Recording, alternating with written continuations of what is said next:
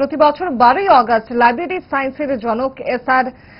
রাঙ্গাথানের জন্মবার্ষিকীতে পালিত হয় লাইব্রেরিয়ান দিবস। এই উপলক্ষে বিশালগড় পাবলিক লাইব্রেরিতে মঙ্গলবার বিভিন্ন অনুষ্ঠানের আয়োজন করা হয়। সকালে কচিকাঁচাদের মধ্যে অনুষ্ঠিত হয় বসে আঁকো প্রতিযোগিতা। বিকেলে এক অনুষ্ঠানের মধ্য দিয়ে দিনটির গুরুত্ব নিয়ে আলোচনা হয়। পরবর্তী সময়ে অঙ্কন প্রতিযোগিতায় বিজয়ীদের পুরস্কৃত করা হয়। অনুষ্ঠানে উপস্থিত ছিলেন বিশিষ্ট সাংবাদিক, শিক্ষক গৌতম ঘোষ, বিশিষ্ট সাংস্কৃতিক ব্যক্তিত্ব প্রসেনজিৎ চক্রবর্তী, লাইব্রেরিয়ান বিশ্বজিৎ সাহা, সাংবাদিক কুমার গৌরব রায় সহ অন্যান্যরা। আলোচনায় ছেলে মেয়েদের মোবাইল আসক্তি থেকে দূর করে বই পড়ায় মনোনিবেশ করার কথা বলেন বক্তারা। সপ্তাহে অন্তত একদিন লাইব্রেরিতে আসার আহ্বান রাখা হয়। ভালো হয় না, তখন বাচ্চাদের উপর দোষারোপ করি। আসলে আমাদের নিজেদের উপর দেখতে হবে আমরা কি করেছিলাম।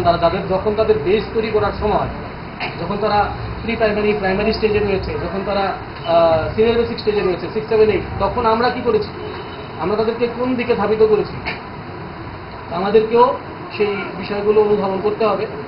সেই কারণেই বলছি এখন একটা খুবই ক্রুশিয়াল টাইম বাচ্চাদের জন্য। বাচ্চাদেরকে বইয়ের প্রতি আকৃষ্ট করুন, কবিতা পড়তে দিন, আলাদা গল্প পড়তে দিন, উপন্যাস পড়তে দিন, এবং যদি বাইরে বই আপনারা না পেয়ে থাকেন এখানে আসুন। আপনার এখানে বিভিন্ন ধরনের বই রয়েছে, বাচ্চাদের জন্য রয়েছে, সেগুলো নিয়ে যান, বাচ্চাদেরকে পড়ান।